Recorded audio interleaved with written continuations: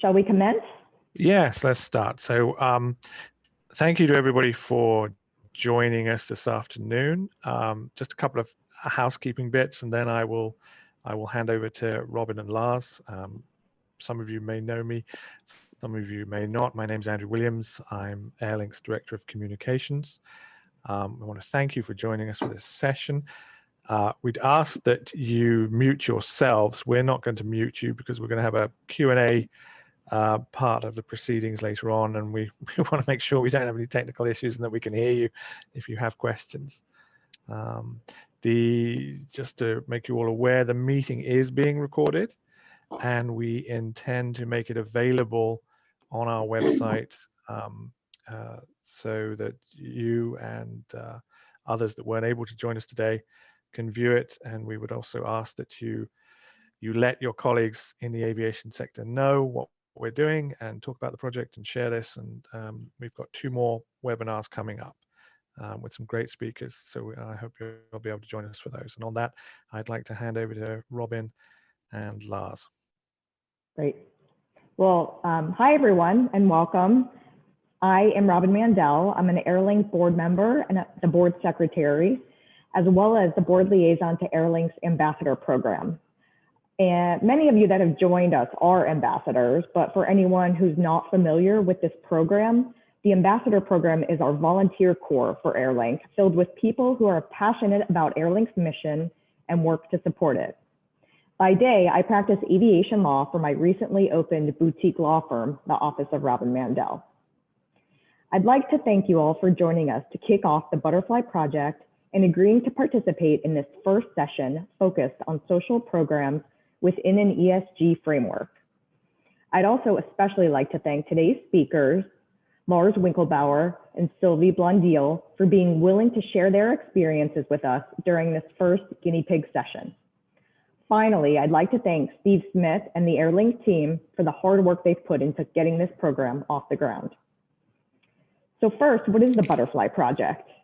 In case you were wondering why my fellow board member Lars and I are heading this particular project as opposed to a member of the Airlink team, I will explain. The Butterfly Project is a new undertaking for Airlink. The aim is threefold.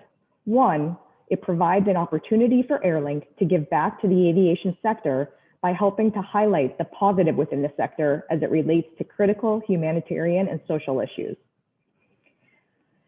2, it provides a mechanism for passionate volunteers to get involved with an aspect of Airlink's work as thought leaders in a meaningful way.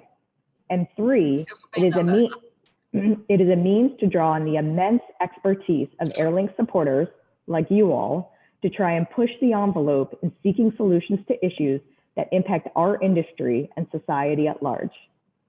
Because this program stands apart from the core of Airlink's mission and work, we have decided that members of the board and fellow ambassadors will take the lead on these sessions. So why ESG and social programs? That explanation brings us to the first inquiry we have decided to undertake concerning environmental, social, and governance frameworks with a particular emphasis on the social component. Why ESG? Well, according to the most recent report from US SIF Foundation, the leading voice advancing sustainable investing across all asset classes, investors held $11.6 trillion in assets chosen according to ESG criteria at the beginning of 2018, and these numbers continue to increase. Global airlines and the aviation sector are beginning to use environmental, social, and corporate governance efforts as a key differentiator for acquiring investors, sustainability conscious travelers, and employees who are paying more and more attention to a company's ESG track record when making travel, investment, or employment decisions. To that end, it is a framework of criteria and metrics of assessing a company that goes far beyond corporate social responsibility. But while CSR is well established, ESG is still at a stage where we look across the landscape of the corporate world and see a mixed bag of solutions, frameworks, and arrangements, indicating that there is by no means a clear formulation for what such a framework looks like or should look like. And that makes it worth examining. Why social programs and not the environment? Social criteria examine how a business manages relationships with employees, suppliers, customers, and the communities in which it operates.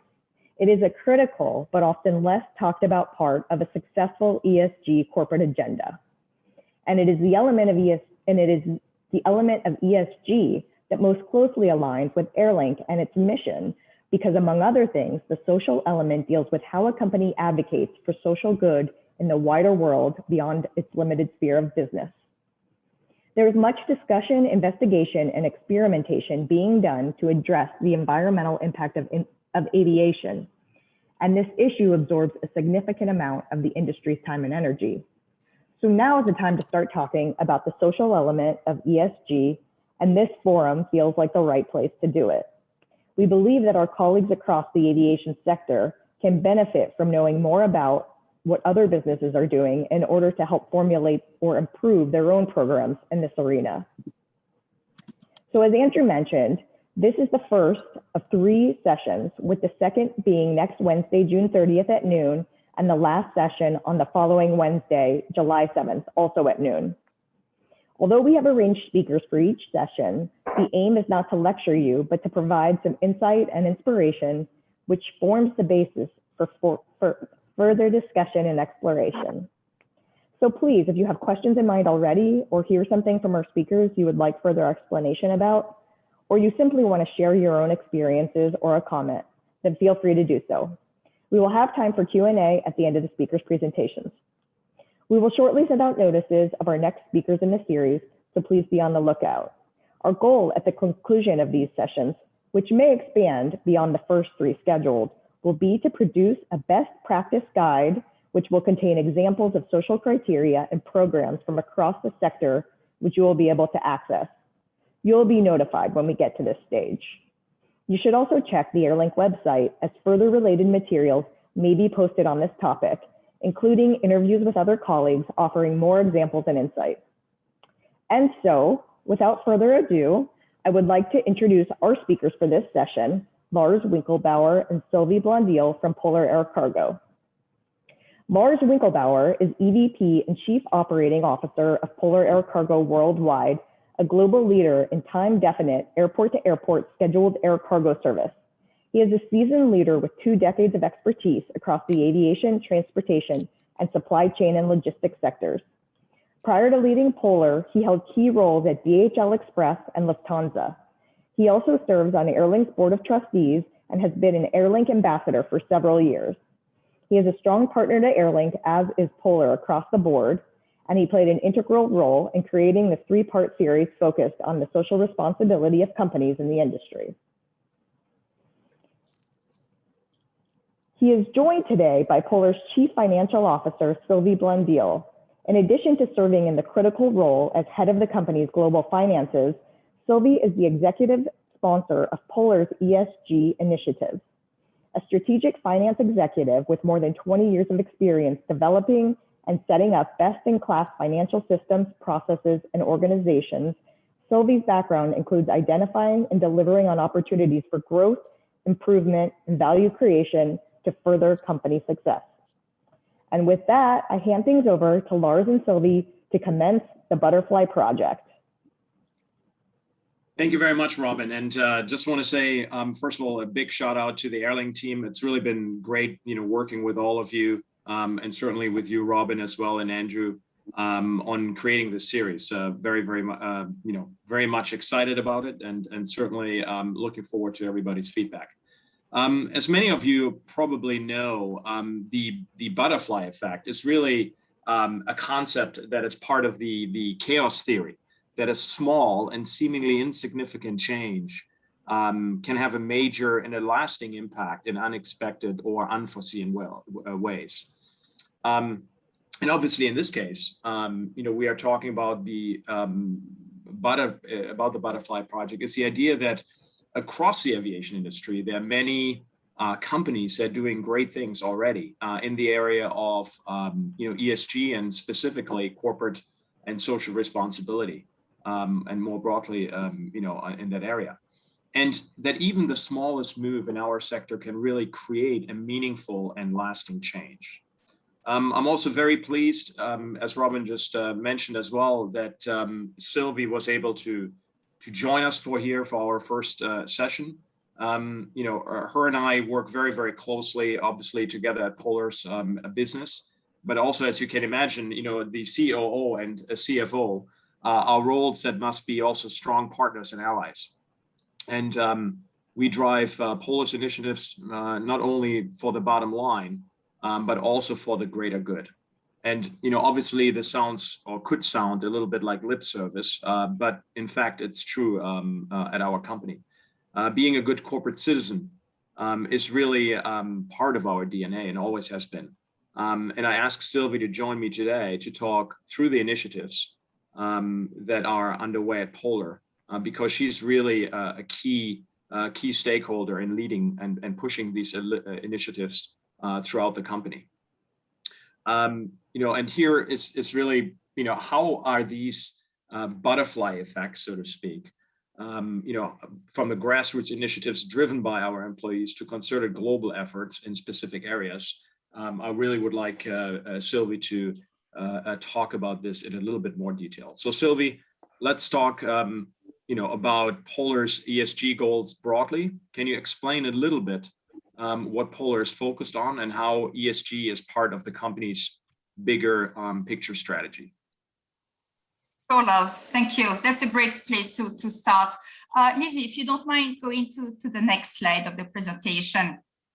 And you will see here that our approach is split in 4 sections. 1 is reducing our impact on the environment. 2 is education and advocacy, then community support and industry involvement.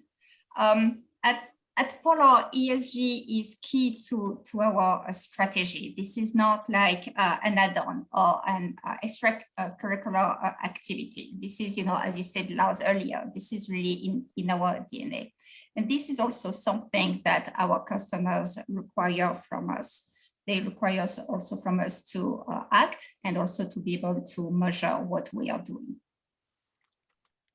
Right. And I think I should also reiterate that we feel very strongly that for all of these efforts to be sustainable, we really actually need to make our business viable for the long haul. That's a key item here. It is really part of our multi-year strategy, I should say, which we have dubbed future-proofing. And our vision is to become the most customer-centric and sustainable cargo airline in the world. Certainly a lofty goal, but something nonetheless that we are aspiring to. Polar's initiative also span the gamut from very grassroots to locally driven efforts to global and company-wide directives. Can you explain a little bit, Sylvie, about our process in adopting these initiatives? And then we'll share a few more examples. Sure. So we approach our corporate responsibility and ESG just in the broader sense, much like any other business initiative. And everything starts with the employees. We go to our employees, we tell them what we want to do, we explain them why we want to do it, and then we ask them, okay, how can we do it together? So we have this program in place, like a suggestion box that we call Ideas in Motion. Employees, either by clicking on the QR code or by a link that directs them to a website, can submit an idea. And those ideas can go from how to improve our facilities or to how to improve our safety or everything else in between. So in Ideas in Motion, we added a category greening so that employees can submit ideas, greening ideas about how to make Polar a more environmentally conscious company. So some examples, I was just reviewing the list, is that one employee suggested that we install some charging stations in Cincinnati and in Los Angeles.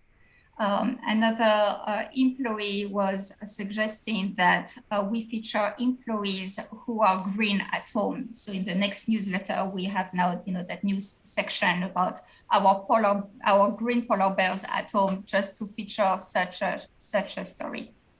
But gathering ideas from our employees is very important.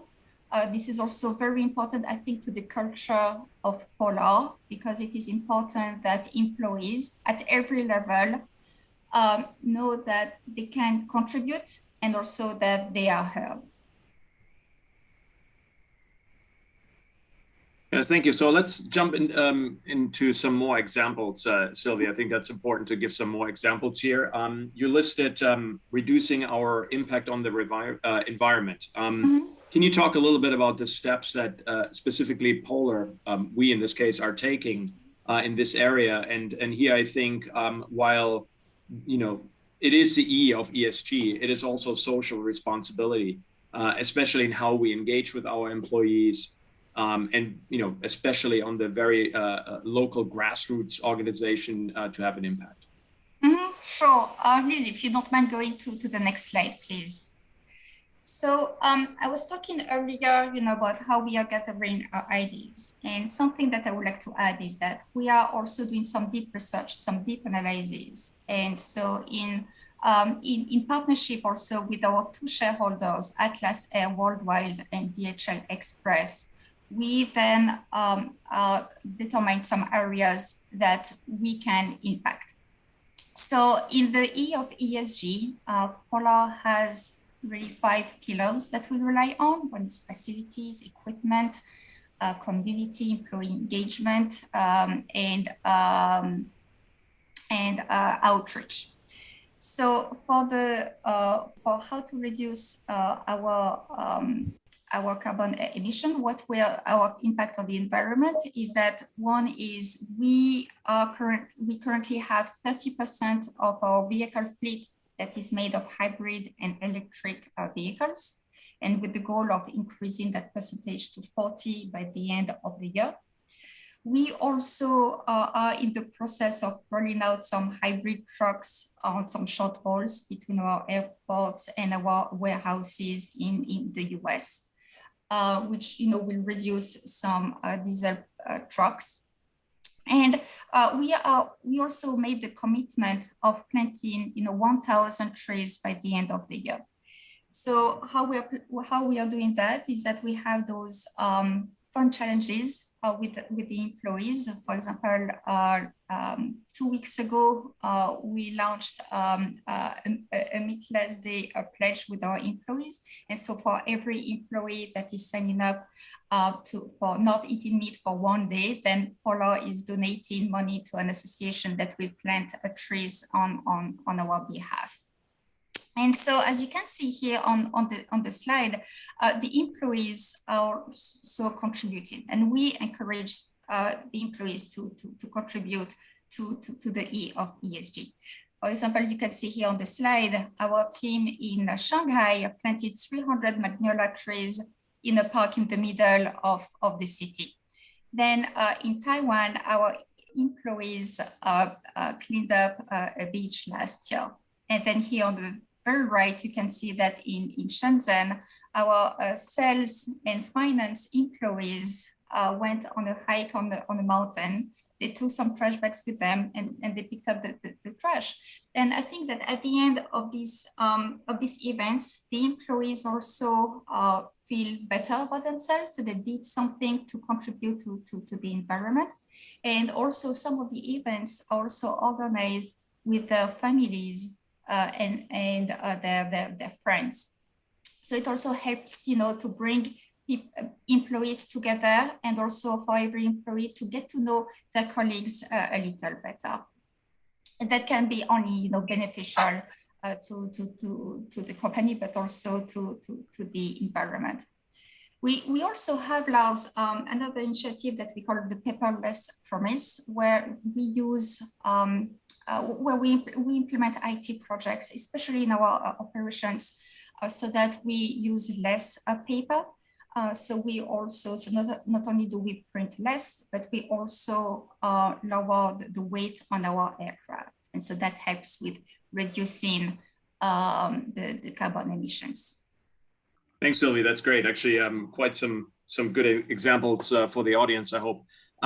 Want to really underscore again some of the things that you pointed out, but specifically that our employees live and breathe, greening and corporate social responsibility. They really embrace our global practices and, constantly suggest new activities and actions. And I think that's very important because without the input from our employees, it is very difficult to push something top down. It really has to come from the bottom up. And we know from our employee engagement surveys also that our commitment in this area is really a driver of employee engagement. And as Sylvie said, pride. They really feel good about themselves and that they are part of a company that quote unquote cares. Also next, you talked a little bit about education and advocacy. I consider this a big part of social responsibility. And can you share some examples with the audience here as well? Yeah, sure. If we can go to the next slide, please. So as part of education advocacy, what we do at Polar is that we organize sometimes some lunch and learn style webinars, like we did with Airlink last year, when Sandra and Steve presented Airlink to our employees and explained also to our employees how they could contribute to Airlink. We also have a mascot, and you can see here the top left of this slide. This is Bobby. Again, we organize, a naming challenge with our employees, and our employees are the ones who decided to name this polar bear Bobby. Bobby is very vocal, and every quarter he shares tips with our employees on how they can be green at home, but also at the office. So, for example, last year he gave some tips about environmentally friendly cleaning products for the home. Last year, as the pandemic just started, he had sent out some tips about how employees can be green while working from home. And Bobby also writes an article in our quarterly newsletter just to share all the events that happened at the company in our ESG for ESG strategy. And another example is that this year, Earth Day happened to be on the same day as Take Your Children to Work Day. So for that day, we organized a 30-minute session with our employees' children, during which we gave them some fun facts about the polar bears, and we also explained to them how the polar bear's habitat is in jeopardy. So, by doing that, we explained to them how what Polar does to help with the environment, but we also gave some tips to our employees' children about what they can do. So that was here, I think, a great opportunity also to reach out to our employees' children, also to bring the awareness about the environment so that they can do something. And, the name of the Butterfly Project is here very appropriate. One small step by everybody is going to have a long-term effect. And this is very, very important. Then in regards to education advocacy, also externally, what we do is that on social media, we have our Tuesday Green Tips. And you have here some examples here on this slide, where we give some tips to the readers of our social media articles on what they can do to help with the environment. But we also share with our employees, we promote and we share the appeals also of the NGO that we participate with, such as Airlink. Great, thanks, Sylvie. What about community support and industry involvement, for example? Yeah, so Polar is an Airlink Gold level sponsor, and so we provide air cargo transportation for rapid response human reliefs to communities in crisis. We also partnered with the Guardians of the Angeles last year, where we carried some PPE to Wuhan when they needed the most. And then later on, we transported some PPE from Asia to the US when then the need was, especially for the hospitals and all of the healthcare employees. Another example, and we can go here to the next slide. Another example also is that our employees in Shanghai last month, they went to a welfare home where they made soaps and they celebrated the birthdays of the residents who are mentally disabled people. So that also, gave them, it was, during the week. And so that also helped.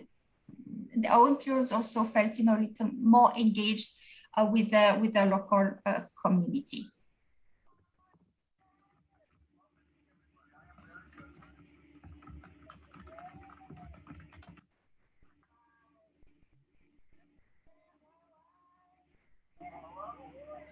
Lars?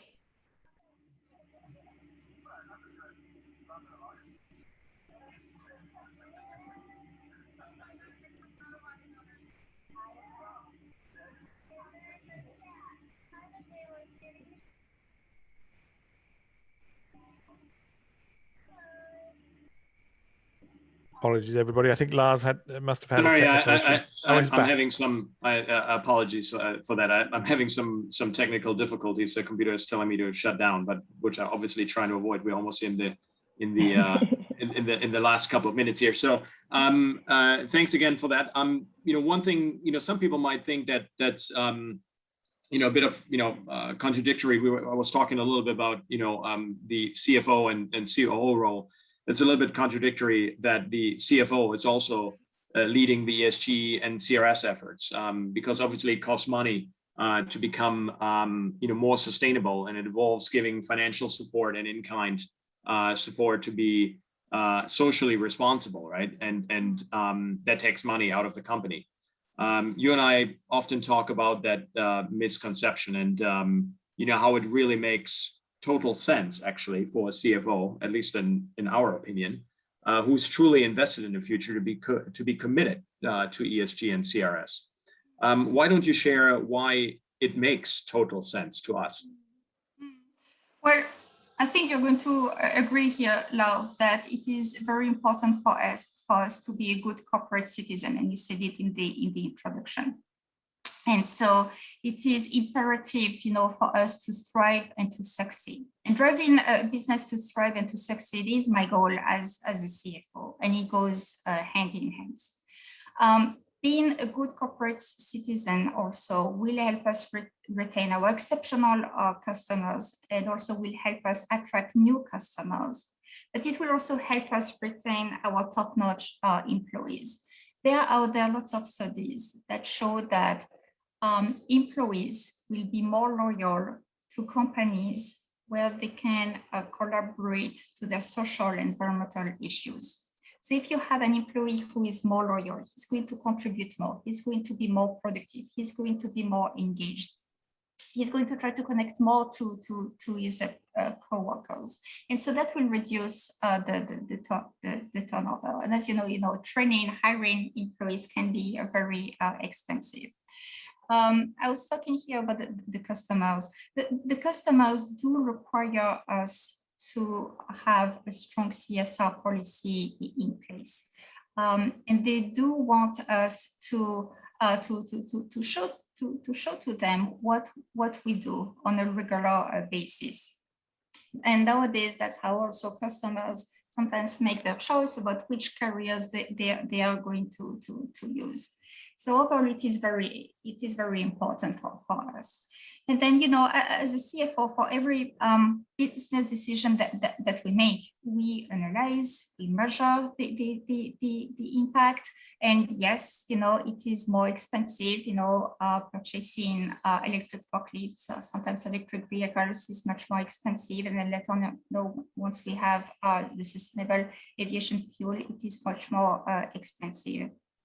However, it is the right thing to do as well. And, when we take decisions, we need to think with our head, but also with our heart. And it is very important the two to be together. And recently we helped the people in India with due to the COVID, and this is something that we have to do. Period. This is very important to everybody. Something also I want you to add is that we also collaborate with some other organizations, such as we are part of IATA.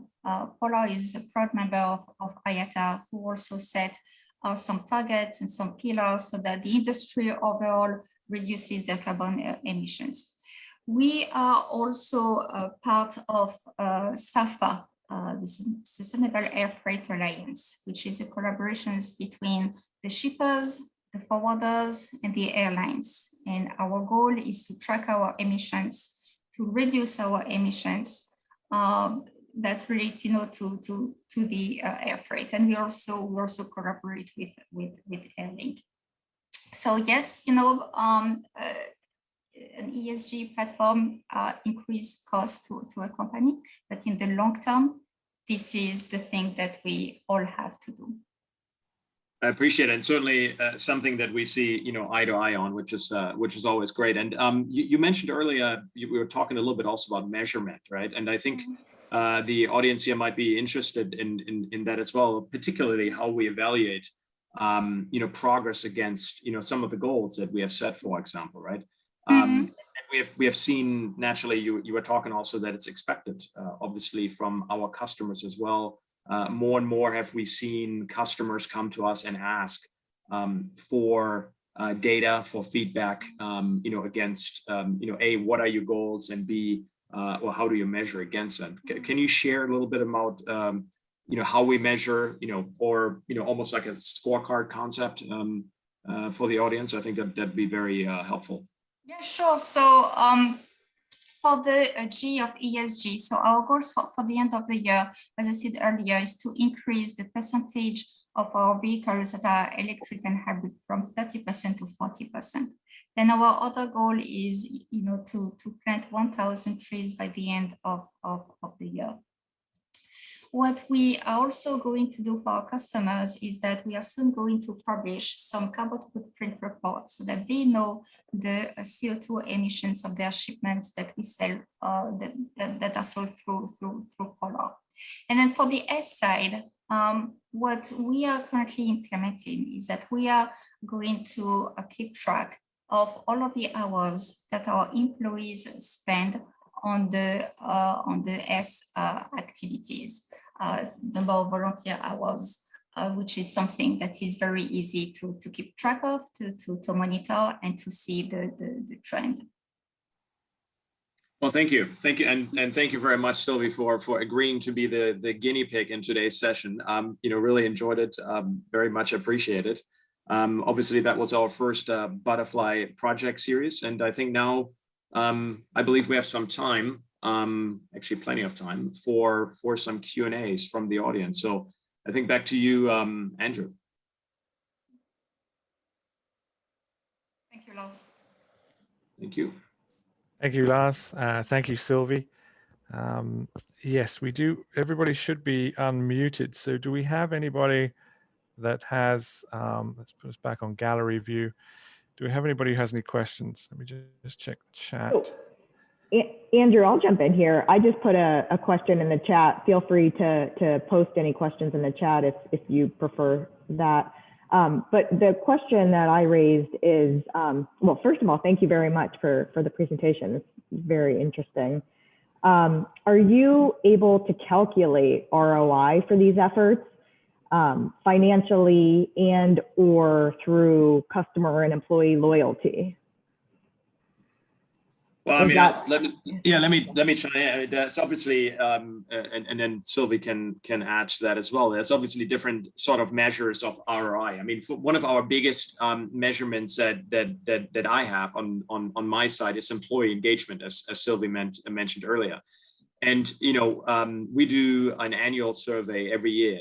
And one of the biggest items that we were, I wouldn't say criticized for, but that was certainly expected from our employees was the need to ensure that we would have a very clear strategy going forward when it comes to ESG, particularly the E part and the S part.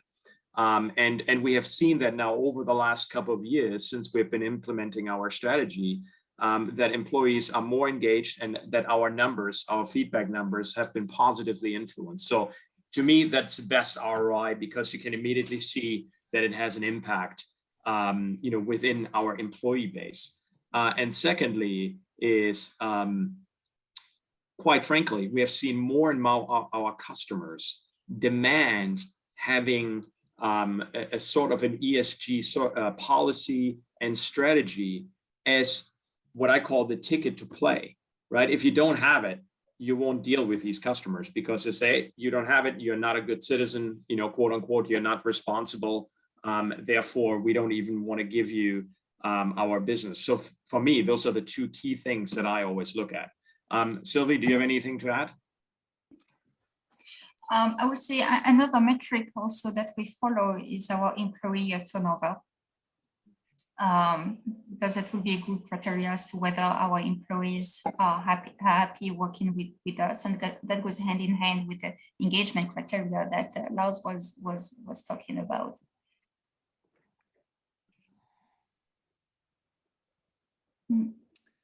Hey, this is Bob. Can I ask a question or follow-up question? So Sylvie and Lars, thank you very much for your presentation. That was really interesting. And I'm personally engaged in starting a new business now. And we have shareholders that care very much about ESG. And I think there's a certain advantage when you start a new business, if there's a priority like this, which is established from day one, you do have opportunities to sort of bake it into the DNA of the business. So we're really interested in this topic, and I would agree that these are critical elements. And I also think in my early conversations with the shareholders that this is the big issue is what Megan or what Robin asked about, calculating a return on investment and whether you can actually, if the metrics do exist for certain things that you might do, to actually try to draw that back into increasing the value of the business. So, for example, I think that employee turnover rates would be a measurable metric that you could attach to one of the social elements and try to connect the two. But I also think there's a lot of options that are going to be presented, in the broader ESG format, which would be very difficult to actually make a direct connection towards increasing the value of the business. For example, on the environmental side, which looms large for commercial aircraft, if we were to do something that help the environment by purchasing biofuel, how do we actually connect that back to increasing the value of our business? So it's great that there's a lot of us who have a general philanthropic orientation, and that's enough of a justification for the hours that we spend on a lot of Airlink related projects and others.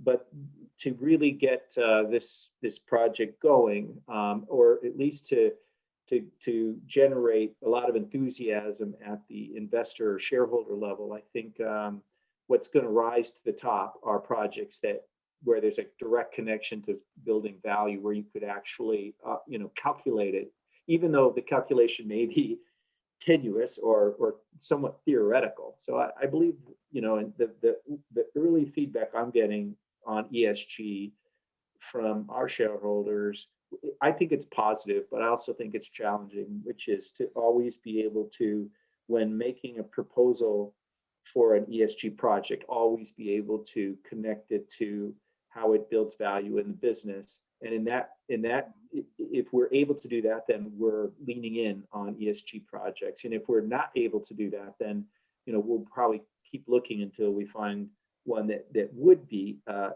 like that. Because this is such a broad category. There's so many things one could do that's, I think, how in our business we're going to make those decisions.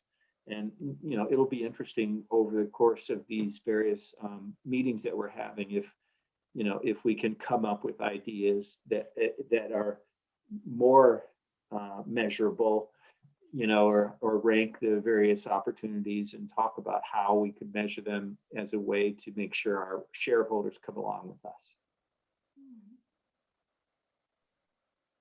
Yeah, I would agree with that. I mean, you know, it's such a new area. It's so new that it's, as you said, it's very difficult to measure every little thing. And you know, there's disparaging thoughts about actually what to measure at the end of the day, right? Because there's no real industry standard apart from, you know, maybe carbon footprint sort of reporting, right? But yeah, I 100% agree with you.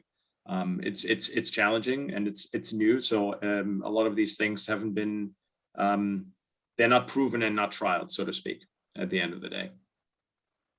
It seems like Airlink's involvement in ESG could be oriented in that direction. In other words, to try to help its partners make that connection, and then that empowers its partners to move in the direction of ESG with a lot of certainty. So that you know, that just seems like a good direction or a motivation for us at Airlink to, you know, be a thought leader in that regard. I mean, I think for me also, it's all about, you know, sharing, you know, BDPs, right? You know, best demonstrated practices with the audience as a whole, and you know, hopefully, in you know, as we move along with these, you know, webinars, you know, we hear from more and more people, and everybody's willing to share with the audience what has worked for them, right? And then we take the best BDPs away and hopefully all adapt them ourselves, right? As an industry, that'd be fantastic. Thanks.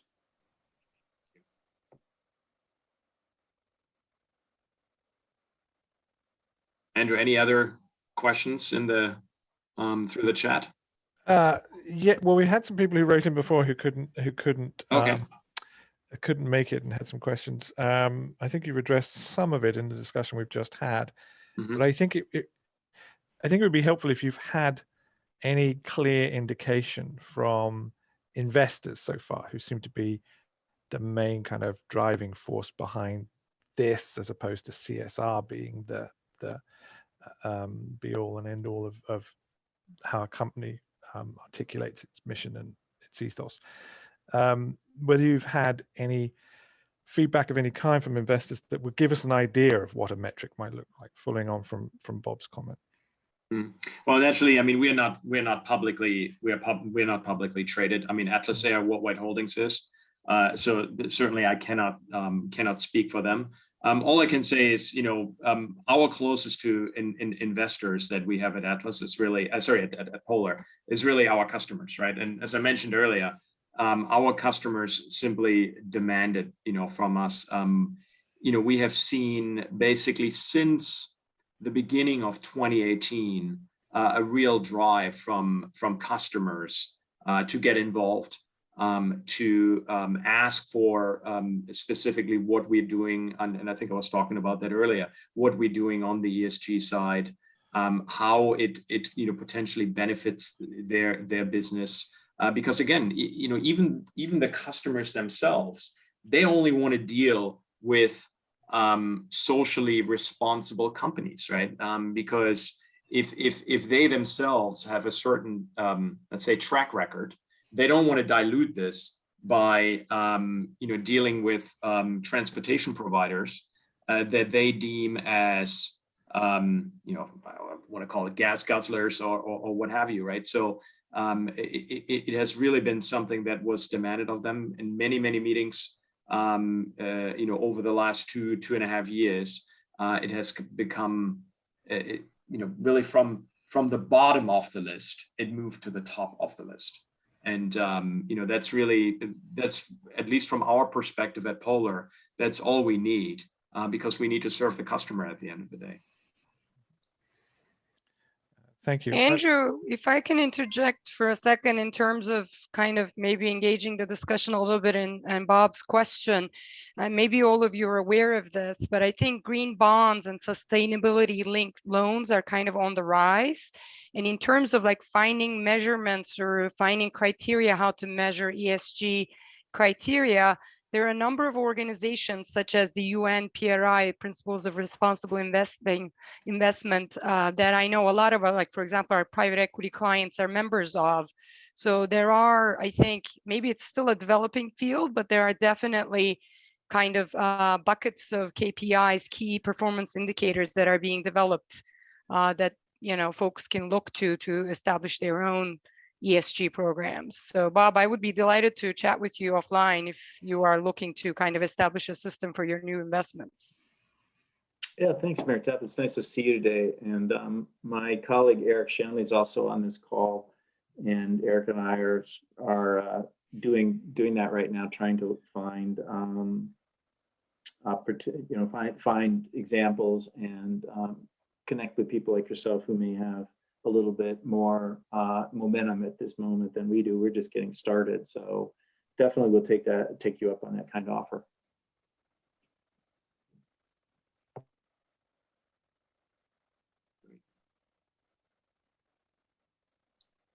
Anybody, anything else? Andrew, any Yes, other? we did Yeah. have another question. Great. What was somebody wanted to know what the most challenging part of setting up your program and developing your framework was? Was it kind of getting staff on board? Was it just, you know, you had to start the ethos from scratch? Was it putting staff resources in place to make these programs work? Because they're obviously quite, I mean, you've showed how developed they are. Somebody's got to run them, somebody's got to monitor, somebody's got to make sure people are engaged, and that costs.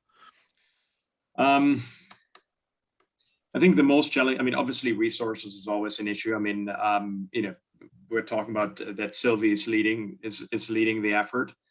Sylvie doesn't have a team of 300 people. She has a team of essentially one, plus, you know, plus I would call it, you know, greening czars in each country. But that's not their full-time job, right? They're simply employees that are passionate about greening, that are passionate about, you know, corporate social responsibility, that have been assigned to, you know, act as a funnel into Sylvie. So that's one thing. So from a resource perspective, it's always difficult to you know, to add resources, because again, it's relatively new. And a lot of times, you know, we were talking about ROI. It's difficult, again, to justify, because you don't really know, is it really a full-time job? Is it half a job? You know, et cetera, et cetera. So resources has always been obviously a challenging, because you need to make obviously a good business case for that, and it's difficult to quantify right now. But I think the most challenging with any program is getting people involved. I was talking earlier about the fact that we never wanted to do top down. Yeah, you know, create a strategy and push it top down. That never works. I mean, we have always seen it. I'm sure you know, the audience here, you have seen the same. That is something that is, you know, not only challenging, but usually is an exercise in futility, because it doesn't work. So what we really wanted to do is provide guidance, provide a framework, and support for locally raised initiatives that people were really caring about in their own communities. That was very, very important for us. So as a simple example, when we started all this, and again, this is now on the east side, you know, we really wanted to get our environmental piece going, and we were starting to ask people for the input. And we started to find out that a lot of activities were already going on locally. For example, in Anchorage, they were you know, doing a lot of on the recycling end that we were not even aware of, right? You know, recycling oil cans and these sort of things. So we were actually we were very happy to see that there was already a passion for this. And in the end, to create engagement was easier than we thought. But usually in our experience, it has always been the most difficult piece at the end of the day. We were just simply lucky that we had a workforce who, and still have a workforce today, that is really passionate about sustainability and ESG in general.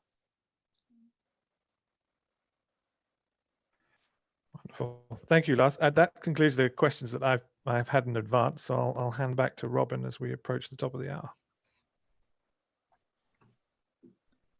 Well, thanks everyone for this really thoughtful discussion. I'm pleased with how this first session has gone.